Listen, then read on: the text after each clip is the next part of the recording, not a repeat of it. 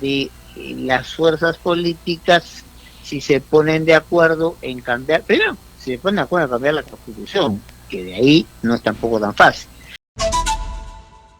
5 de la FM. A ver, más allá de las aclaraciones, ¿no?, que ha dado hoy el candidato Pedro Castillo, los vamos a comentar y escuchar más adelante.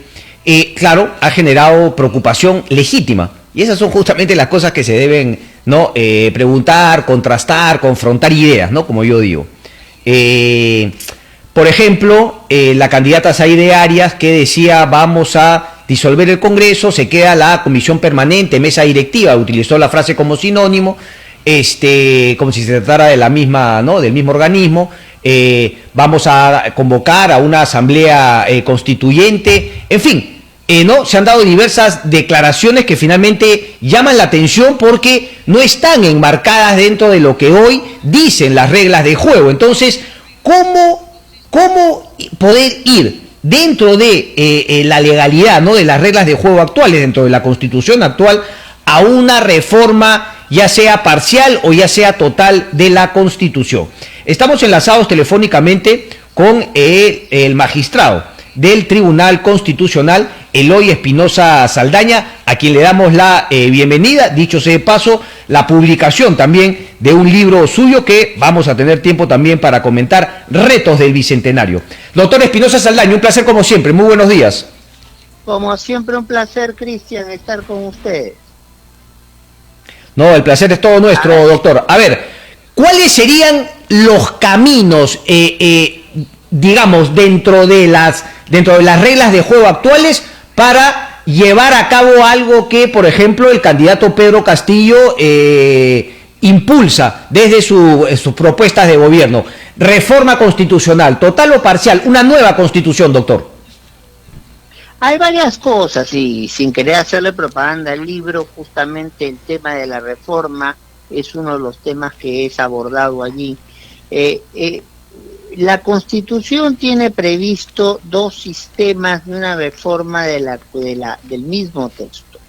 Uno es una votación del Congreso y luego esa votación del Congreso pasar a referéndum, que fue lo que hicimos con el expresidente Vizcarra para algunos temas, y otra es dos votaciones calificadas en dos legislaturas, o sea, dos periodos de gestión congresal para poder hacer un cambio de la Constitución. Ahora, ninguna Constitución, y eso también se dice en el artículo del libro, tiene previsto un mecanismo de decir, bueno, nos vamos a desintegrar o vamos a cambiarnos por una asamblea constituyente. Eso ya es un acuerdo político al cual se llega, como por ejemplo ha pasado en Chile, cuando la mayoría de fuerzas políticas consideran que la Constitución que se tiene no va. Pero, ojo, tiene que ser pues un acuerdo político masivo, un consenso mayoritario. Las constituciones no están para ponerse y quitarse como quien uno se pone y se quita una camisa o un saco, ¿no? Entonces, formalmente ninguna constitución está prevista para formar una nueva constitución, pero está prevista para meterle cambios. El mecanismo de meterle cambios son dos. Están en el artículo 206, es lo que he explicado, y bueno, si lo que ya se quiere es porque se considera que se agotó el modelo de una constitución, como pasó en algún momento con la constitución del 79, y que vino la del 93, y antes la del 79 con la del 33, entonces ahí tiene que haber un acuerdo político y las formas varían. En algunos casos es una asamblea nombrada especialmente para hacer una constitución. En otros casos, al Congreso en funciones se le encarga, además de las labores propias del Congreso, se le encarga elaborar la Constitución. La mayoría de países lo que hace es, y lo hemos hecho en el caso peruano, en la Constitución del 93, lo que hayan discutido los representantes, someterlo a referéndum para que tenga una mayor convalidación popular. Es obligatorio someterlo a referéndum, una nueva constitución. ¿Es conveniente? Creo que sí, porque ahí de alguna manera la gente se familiariza con lo que se puede estar aprobando. Pero, insisto, la Constitución no es la imposición de un grupo. La Constitución busca hacer un consenso para un pacto para vivir mejor todos y poder hacer el desarrollo de nuestros proyectos de vida. Entonces, tal como lo dice uno de los trabajos que incluye este libro que has tenido la generosidad de mencionar. Doctor, ¿y cómo se logra ese acuerdo político? ¿Cómo entender esa palabra, no? Acuerdo político, ¿entre quiénes? ¿Cómo podría ser? Es decir, el propio Congreso elegido es el foro que tendría que llegar a ese acuerdo político. Puede ser. Hay muchas fórmulas en el derecho comparado frente a eso. Puede ser que entonces la población delegue en el Congreso, diga, la Constitución no sirve y el Congreso en funciones asuma hacer un nuevo texto constitucional. Puede ser que los grupos políticos reuniéndose decidan, ¿saben qué cosa? Esta Constitución no va más. Puede hacerse un referéndum para decir si queremos o no mantener la Constitución que tenemos, y en ese escenario, si se dice no queremos, entonces se nombrará representantes para redactar el texto de la Constitución. Entonces es muy flexible las posibilidades que se tienen para poder cambiar. Lo importante es que no basta con el voto de Cristian y Eloy, sino que ahí tiene que haber, como lo hubo en el 93. En el 93 hubo un acuerdo tanto entre los que estaban, salvo una fuerza política, entonces que que no quiso participar del Congreso Constituyente, tanto los que habían estado de acuerdo con el autogolpe, con los que habían estado en contra, se pusieron de acuerdo para una nueva Constitución. En el caso del 79 igual, caía un gobierno militar, y todos los grupos políticos, entonces salvo uno, dijeron la Constitución del 33 ya es de un país completamente distinto, entonces nos ponemos de acuerdo para hacer un nuevo texto. Pero tiene que haber ese consenso. Las constituciones, en la línea que son pactos para que todos podamos vivir mejor, implica que las diferentes fuerzas políticas, por lo menos de manera claramente mayoritaria, puede faltar una, puede faltar dos, pero la mayoría de ellas en términos no solo cuantitativos, sino cualitativos, o sea, las fuerzas políticas que tienen más respaldo, más arrastre, tendrían que decir, mira, este texto del 93 no va más por tal o tal cosa. Correcto. Ahora, es decir, ¿quién puede dar el primer, digamos, no, el primer paso? O sea, el presidente elegido puede convocar a un referéndum él solo sin necesidad de la aprobación del Congreso para preguntarle a la gente si es que quiere una nueva Constitución. No. En nuestra Constitución está claramente establecido qué temas se someten a referéndum y cuál es el procedimiento. Entonces, para poder tener una iniciativa de reforma constitucional, entonces, y si es solamente una iniciativa para reforma, hay que contar con la autorización del Congreso, aunque no lo diga porque, Cristian, ninguna constitución se pone en el supuesto que va a ser reemplazada. Entonces, pero se entiende que si para una reforma estoy pidiendo que la autorización del Congreso, con mayor razón, si quiero cambiar completamente el edificio, voy a necesitar que el Congreso se pronuncie al respecto. Ok, entonces, por ejemplo, por lo tanto, pongamos en un caso hipotético, el Congreso le acepta, se va a referéndum, la gente queremos efectivamente una asamblea constituyente para tener una nueva constitución, luego nuevamente es el Congreso quien debería decidir si es que finalmente se da el modelo de Chile actual, es decir, generar una asamblea, un grupo de ciudadanos específicamente para esa labor, y el Congreso elegido previamente continúa con sus funciones. ¿Eso lo tendría que decidir también el Congreso o ese tipo de cosas se podrían poner en el mismo referéndum?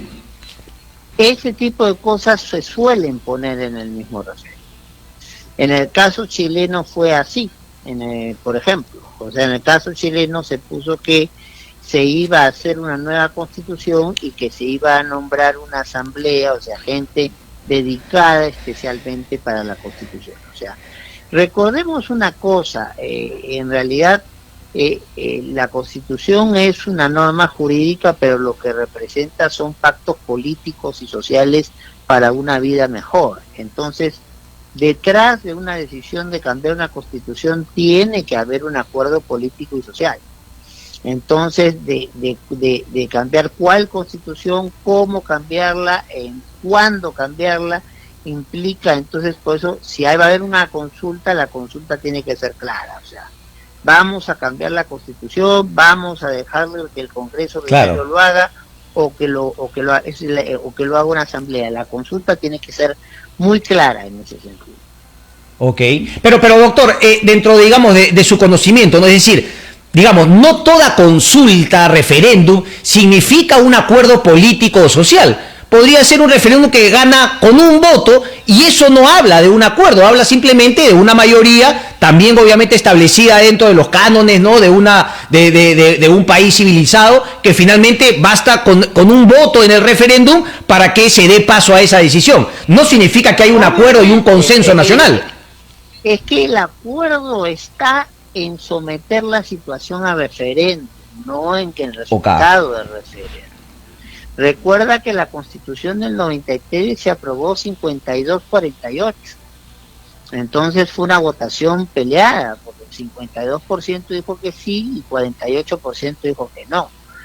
Ahora, ¿dónde estuvo el acuerdo político? En los que votaron por el 52% y los que apoyaron al 48%, las dos partes estaban dispuestas a someter al referéndum para ver si había nueva constitución o no. Eso es el acuerdo, sometido a referéndum. Correcto. Ya, si se gana por un voto o por 1 millón de votos es otra cuestión, ¿no? Entonces, ha habido constituciones como la española que fue sometida a referéndum y se ganó con una diferencia abrumadora.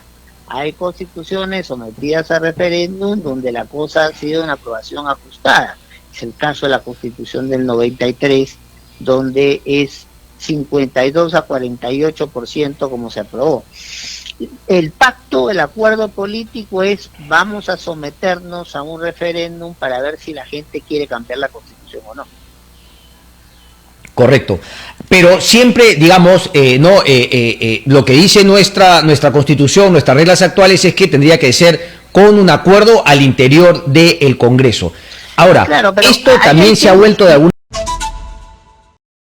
Por un lado, tenemos lo que mucha gente cuestiona, que es una crisis de representatividad. La gente no se siente representada por sus congresistas, el sistema político no tambalea desde ese punto de vista. Entonces, claro, lo que habría planteado, no la candidata, sino la ya elegida congresista, Zaira Arias, era que justamente se necesitaría, si nos llegamos por la realidad de la mayoría de los votos, obviamente no hay una mayoría que estaría de acuerdo con el cambio de la Constitución, ¿no? Pasar a una nueva Constitución. Por lo tanto, sí se volvería necesario ir a una disolución del Congreso para luego finalmente ir a un referéndum, pero esa disolución para ese fin ya sería un acto inconstitucional, un golpe de Estado de alguna manera, doctor. Vamos por partes. Hay cosas que, como podrás comprender, como juez constitucional yo no te puedo contestar, porque probablemente... No se puede adelantar a los hechos. Así es, porque finalmente pues un adelanto de opinión. Supongamos que fueran los hechos parecidos a los que tú dices y yo digo algo, entonces ya adelanto opinión, tengo que irme con cuidado. Lo que sí puedo explicar es cuáles son los trámites, ¿no?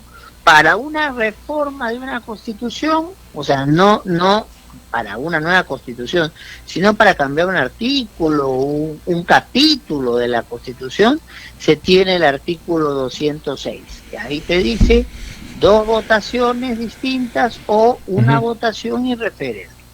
Ahora, ninguna constitución te va a decir estos son los artículos para cambiarla. Solo tuvimos una constitución muy peculiar en el comienzo de la República, que era todo tan valiante, que es una cuestión única en el mundo.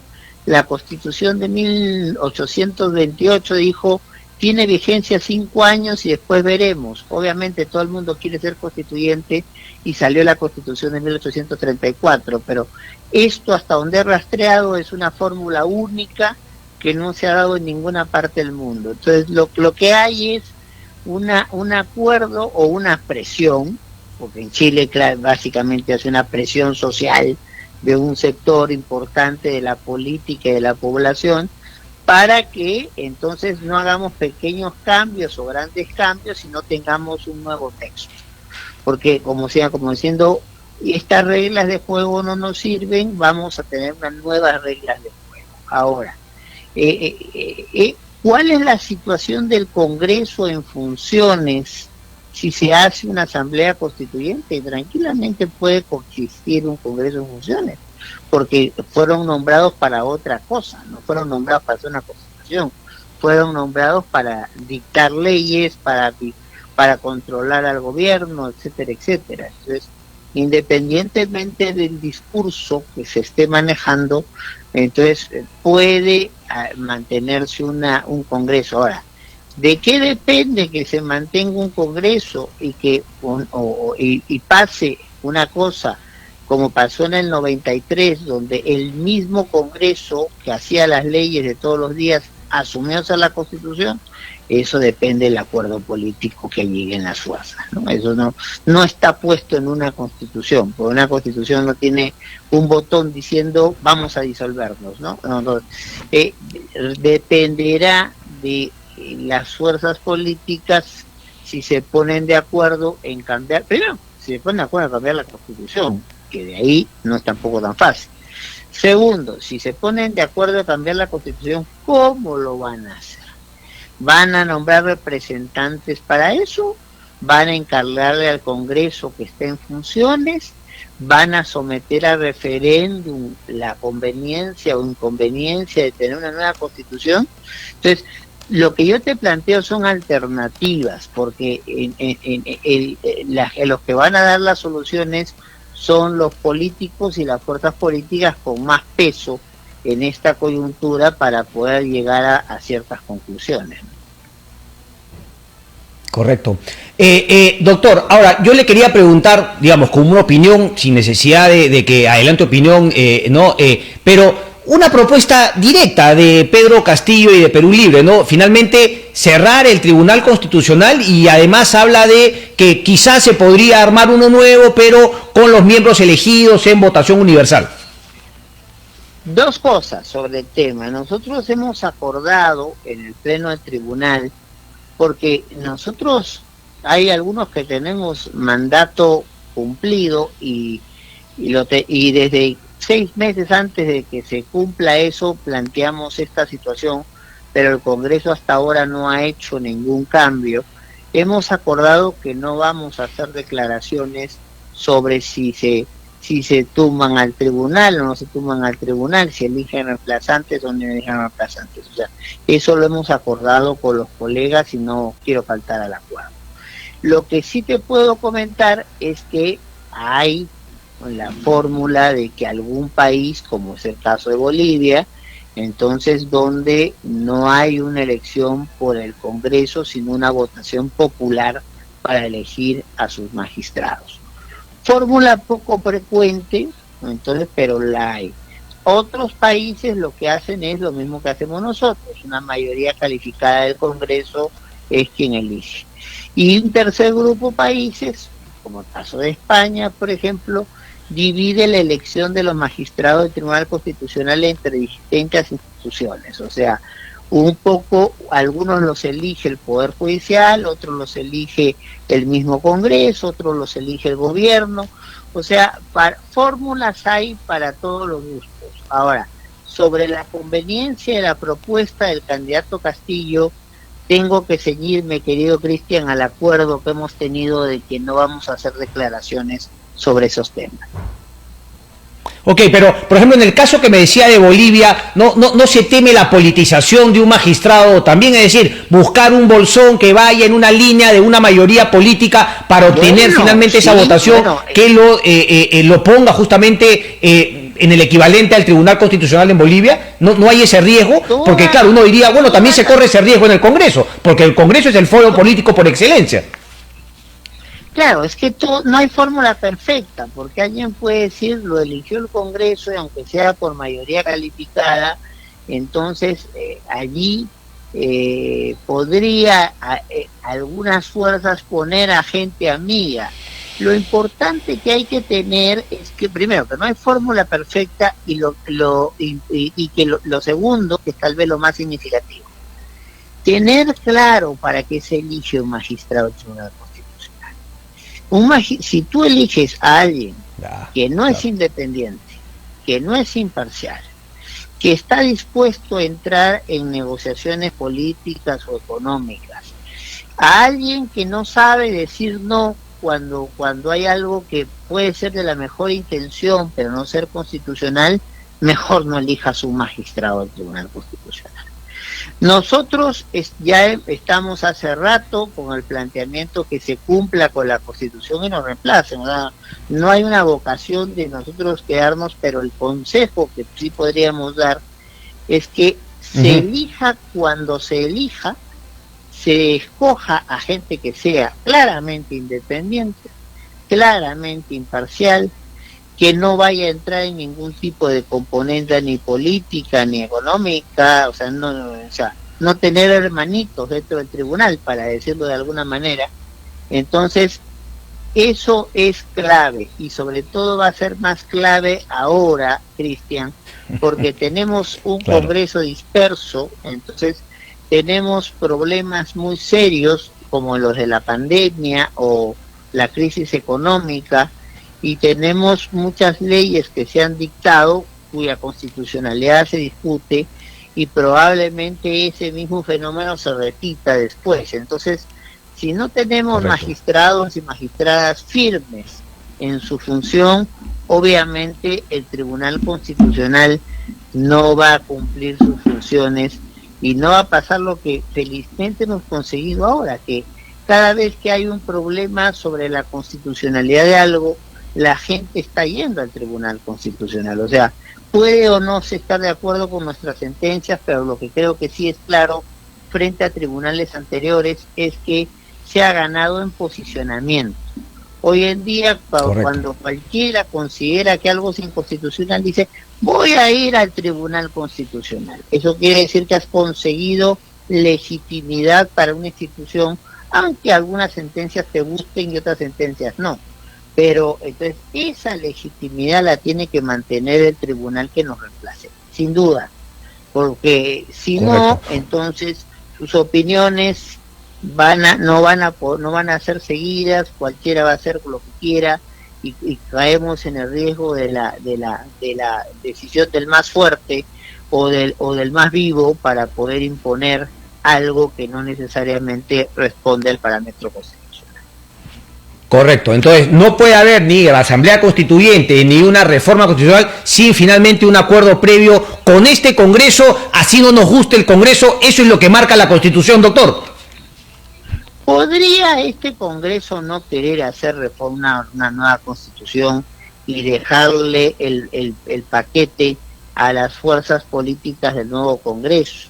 Es que no, a eso yo iba, hablaba, del próximo Congreso, sea este o el próximo, sin un acuerdo político mayoritario en el Congreso no cabe, por más que un presidente lo desee ardientemente, y su bancada también. Sin acuerdo mayoritario en el Congreso no se puede ir a ningún tipo de cambio. Sin acuerdo mayoritario de las fuerzas políticas no cabe, porque de repente puede pasar, no ha pasado ahora, pero que una fuerza política, recuerda, por ejemplo, Acción Popular se abstuvo de participar en algunas elecciones, y nadie niega el peso político que tiene Acción Popular.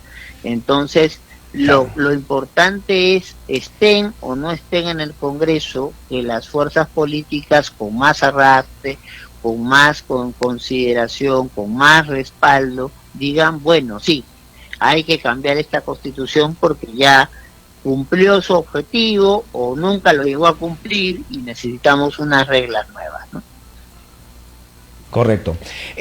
Doctor, el tiempo me gana, pero justamente retos del Bicentenario, además muy variado, ¿no? Porque habla de temas institucionales, habla también de sectores económicos, el agrario, la economía, las relaciones exteriores, medios de comunicación, una entrevista con Fernando Carvalho, también de entrevistador, doctor, le he visto cualidades. Sí, he tenido que debutar de entrevistador. No lo hago tan bien como tú, pero hago mi esfuerzo. Entonces, ¿de qué trata esto? Frente a un contexto de crisis económica, de crisis sanitaria, de crisis de credibilidad en las autoridades, de crisis política, ponernos en qué situación estamos, justamente tú lo has dicho muy bien, en temas de derechos, en temas de institucionalidad, incluso en temas de relaciones de nosotros como personas. Hay un trabajo que hace un análisis sobre cómo los peruanos nos vemos, qué estereotipos hay, y lamentablemente hay muchos. Entonces, sobre todo, como comprueba el trabajo, estereotipos sobre raza, estereotipos sobre género. Entonces, ¿cuál es el estado de la cuestión? Si yo en este momento me pongo a pensar en salud, me pongo a pensar en educación, me pongo a pensar en las relaciones entre el Congreso y el gobierno, pues expertos de Italia, de Alemania, de Argentina, de España, muchos peruanos, pero todas personas que han estudiado el Perú durante muchos años, se les pregunta en cada una de sus especialidades, oiga, ¿cómo está el Perú ahora que llega el Bicentenario? ¿Qué puede hacerse para correcto. Doctor, le pido por favor, que quiero seguir comentando un poco más de retos del Bicentenario, le pido por favor ir a la pausa y regresar todavía unos minutos para conversar al respecto, por favor. No se mueva, doctor. Vamos a la pausa rápido y venimos.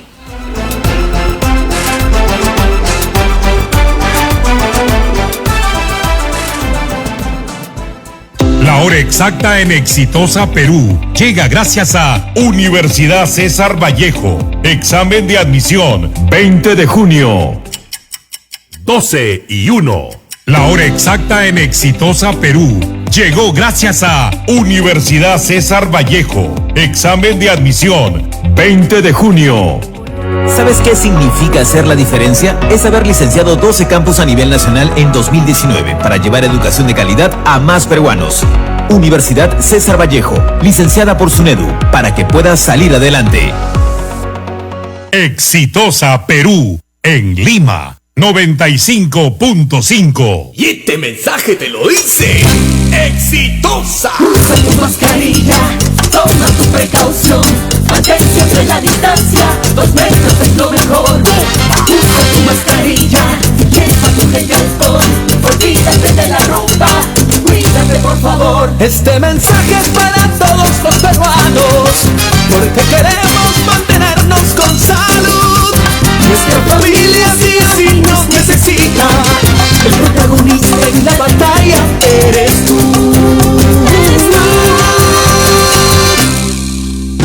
No seas indolente al sufrimiento, no esperes que el próximo seas tú. Solo si nos unimos y tomamos conciencia, saldremos adelante por mi Perú. ¡Charlie Andrés!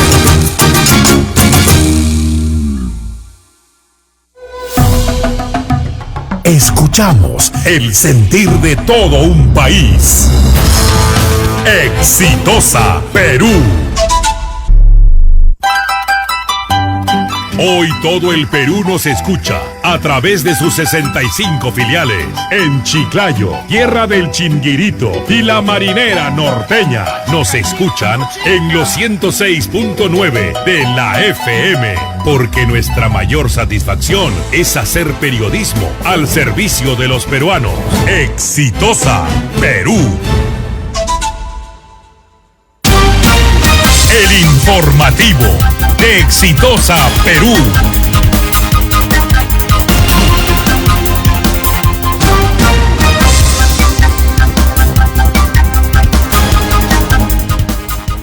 Lima 20 grados, Tumbes 28, Cajamarca 21 grados, 12:04. La primera ministra Violeta Bermúdez indicó que ayer miércoles se presentó al Congreso de la República con carácter de urgencia el proyecto que complementa la ley de devolución de dinero del FONAVI a los trabajadores aportantes, ello en cumplimiento de la sentencia del Tribunal Constitucional. El Pleno del Congreso inició esta mañana el debate sobre los proyectos de ley en los que se propone la reforma constitucional para restablecer la bicameralidad en el Parlamento. De acuerdo con el dictamen, la Cámara de Senadores estará integrada por 60 parlamentarios y la de diputados por 130. El candidato a la presidencia por Perú Libre, Pedro Castillo, descartó que vaya a llegar al gobierno el 28 de julio para expropiar las mineras. Por otro lado, sostuvo que será respetuoso de la Constitución. Vamos a nos vamos a sentar con las empresas transnacionales. Nadie ha dicho eso. Somos respetuosos y vamos a ser respetuosos de esta Constitución hasta que el pueblo decida de la próxima Constitución. Si el pueblo dice esta Constitución no se cambia, no la podemos cambiar porque vamos a ser respetuosos de esa Constitución. Vamos a hacer un gobierno no solamente democrático, sino totalmente constitucional. Entonces lo que tenemos que hacer, pero hacerle ver a la empresa que por favor nosotros somos un país rico y que su riqueza tiene que ser para los peruanos. Luego de agotar las conversaciones, conversarla, lo que tenemos que hacer es nacionalizar los recursos estratégicos. Por otro lado, Pedro Castillo aseveró que en un eventual gobierno suyo respetará la libertad de expresión en los medios de comunicación. Respetar rotundamente y fielmente a la libertad de expresión, de comunicación. Y si hay algo que ponernos de acuerdo por el bien del país, yo creo que también los medios de comunicación, he visto la disponibilidad de parte de ellos. Y lo asumiremos toda vez de que necesita que nuestras generaciones, nuestras familias, sepan los grandes problemas del país. Que hay y los programas de farándula, tú has sido crítico, Pedro, a los programas de farándula, has dicho prácticamente que deben desaparecer. No lo he dicho nunca, lo que he dicho es que hay programas, eso va a depender del televidente, pero si hay cosas que hay que corregir, la tenemos que corregir, a la cual yo saludo. 12:06. Continuamos en Informamos y Opinamos.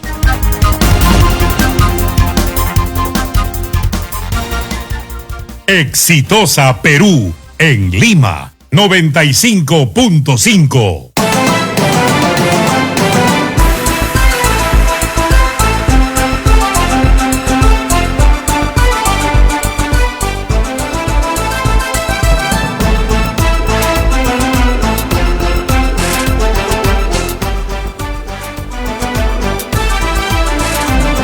Bien, 12 del día con 7 minutos. Le agradecemos al doctor Eloy Espinosa Saldaña, miembro del Tribunal Constitucional. Doctor, nos venía diciendo entonces también, es decir, ¿no? Hay entrevistas que usted ha hecho, también justamente ha convocado, ¿no? a pensadores. Entiendo de diversas partes, son muchos peruanos, pero usted me dirá si es que hay extranjeros también. Sí, usted sí. también desarrolla, ¿no? Muy buenos artículos y, como decía, también hace las entrevistas. Entonces, ¿cuál es la importancia y si nos podría resumir los retos del Bicentenario, doctor? Y si es que cree esto era un poco lo que visoraba de llegar al Bicentenario con una elección, se puede decir, entre dos extremos. Mira, el tema es muy claro. Vivimos una época de tormenta perfecta, tenemos la crisis sanitaria más grande de toda nuestra historia, una contracción económica cercana a la que se vivió con la guerra con Chile. Vivimos en un contexto donde la credibilidad de las autoridades en general se ha debilitado mucho, y ya en especial de la clase política, pero sin embargo tenemos que salir adelante. Entonces, ¿dónde están los problemas y cuáles pueden ser las soluciones? Y vamos desde las cosas más grandes, por ejemplo, la relación Congreso-Gobierno. Tú hablabas de cosas que yo había escrito, hay un artículo que ve los problemas entre un gobierno fuerte y el riesgo de un Congreso opositor fuerte. Entonces, ¿qué es lo que pasa en el Perú? Cuando el gobierno tiene mayoría parlamentaria, tienen prácticamente el control de todo. Cuando el gobierno no tiene mayoría parlamentaria, puede, sobre todo el último año, donde no puede disolver al Congreso ser casi la piñata de la fiesta. Entonces, ¿cómo hacemos para generar equilibrios que nos permitan desarrollar?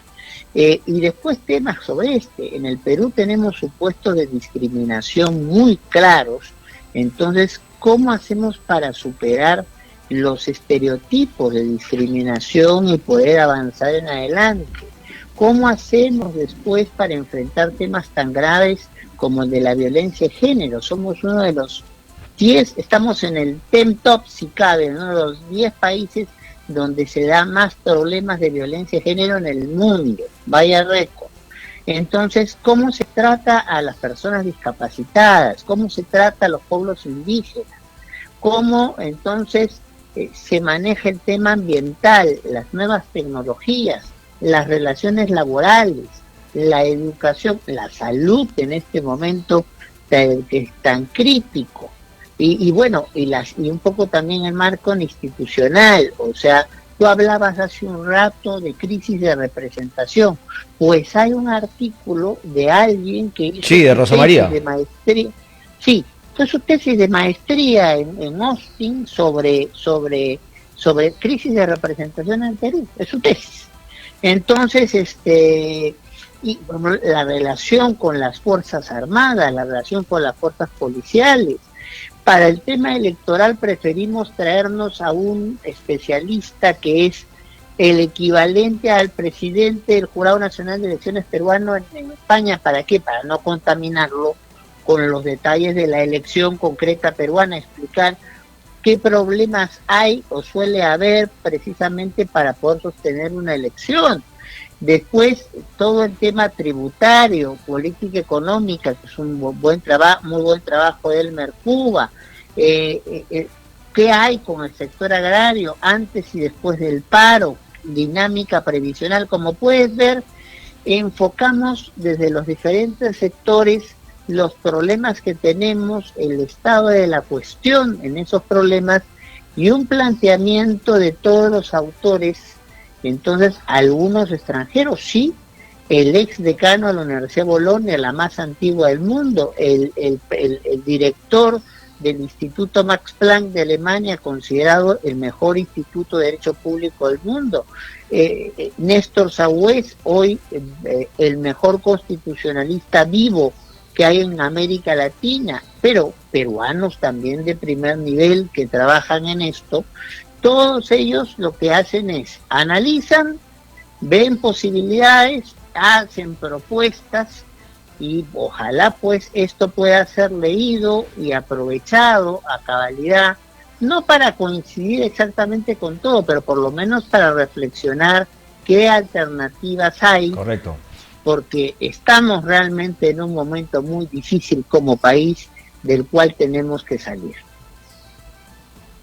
Claro que sí, claro que sí. Y siempre finalmente hay que buscar respuestas a las preguntas de los que más saben. Así que yo le agradezco mucho, doctor Espinosa Saldaña. También, obviamente, como decía, tengo acá la versión electrónica, pero ¿qué puedo decirle? Yo soy amante pues del libro en físico, así que espero. Bueno, pero esto pasó porque Tania me dijo que tú no ibas a estar ubicable, pero hay un libro en físico ya separado. No, a la radio, doctor en físico, yo inmediatamente, como se dice, me apersono para recogerlo. Bueno, entonces lo que vamos a hacer es coordinar precisamente con el personal de producción para entre hoy y mañana mandarte el libro en físico para que lo tengas. Excelente. Doctor Espinosa Saldaña, muchísimas gracias. Gracias a ti y ayudar en la difusión de este trabajo, no porque lo hayamos hecho nosotros, sino porque creo que en el país, más que en enfrentamientos y en descalificaciones, lo que tenemos que hacer es análisis y debate serio para poder plantear las acciones que necesitamos para poder salir del momento difícil que vivimos. Correcto, que así sea. Gracias, doctor Espinosa Saldaña, que esté muy bien, gracias.